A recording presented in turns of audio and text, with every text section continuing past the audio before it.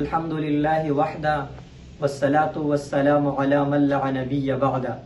اما بعد فاعوذ باللہ من الشیطان الرجیم بسم اللہ الرحمن الرحیم۔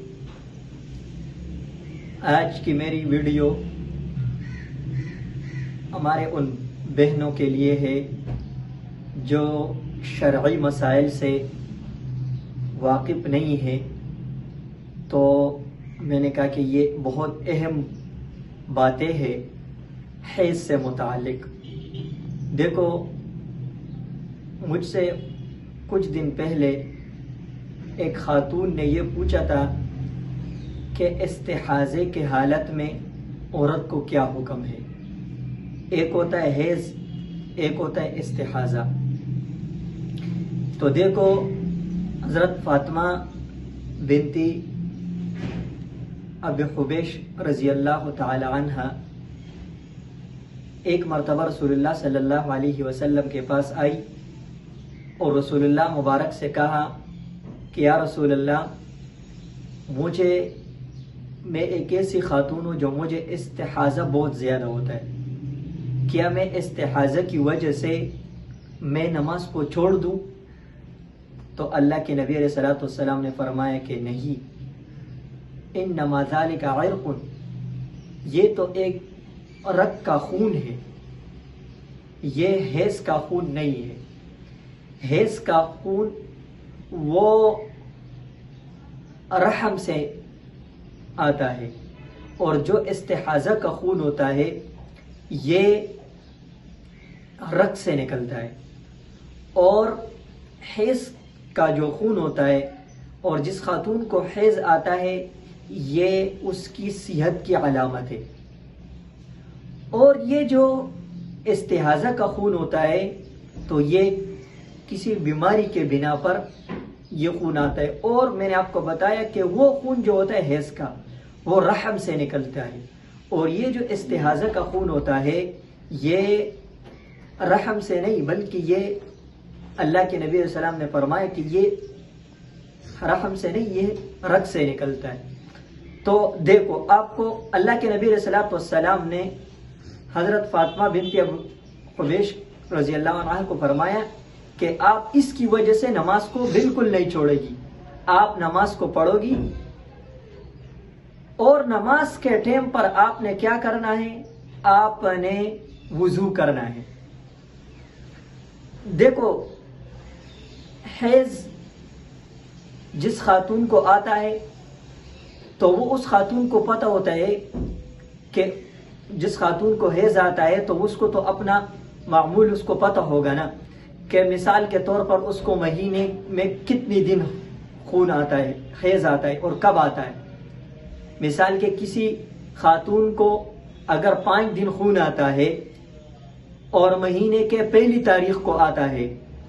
تو وہ ہر مہینے کی اگر اس کی یہی عادت ہے تو وہ 5 دن یہی حیض شمار کرے گی، جو اس سے بڑھے گی پھر اس کو استحاضہ شمار کرے گی۔ اسی طرح اگر کسی خاتون کو جو ہے ایسا خاتون ہے کہ اس کو پہلی دفعہ جو ہے وہ حیض آ رہا ہو تو پھر اس کا کیسے پتہ چلے گا کہ بھائی وہ تو پہلی مرتبہ اس کو حیض آ گیا ہے، تو اس کا تو نہ 3 دن کا پتہ ہے نہ 5 دن کا پتہ ہے کہ اس کا عادت مہینے کا کیا ہے، اور اس کا خون زیادہ ہو گیا تو اس کا حکم یہ ہے کہ 10 دن جو ہے اس خاتون کا وہ تو حیض شمار ہوگی، اور پھر 10 دن سے جو بڑھے گی تو اس کا کیا ہوگا؟ وہ جو 10 دن سے بڑھے گی وہ استحاضہ شمار ہوگا۔ تو ان 10 دنوں میں تو یہ حیض شمار ہوگی، یہ اس خاتون کے لیے جس کو پہلی دفعہ حیض آ رہا ہو، تو وہ کیا کرے گی؟ وہ پہلے 10 دن کو حیض شمار کر کے اس کے علاوہ جو دن ہوگی وہ استحاضہ ہوگی، تو پہلے 10 دن میں وہ نماز بالکل نہیں پڑھے گی، اور پھر جب یہ دن گزر جائے اور پھر اس کے بعد بھی اگر اس کو خون آتا ہو تو یہ استحاضہ کا خون ہوگا۔ اس کے لیے صرف اور صرف یہ ہوگا کہ یہ اس خون کو دھو لے گی اور نماز کو ادا کرے گی۔ تو اللہ کے نبی علیہ الصلوۃ والسلام نے فاطمہ بنت ابو حبیش رضی اللہ عنہا کو یہی فرمایا کہ آپ کو اگر بہت زیادہ استحاضہ کا خون آتا ہے تو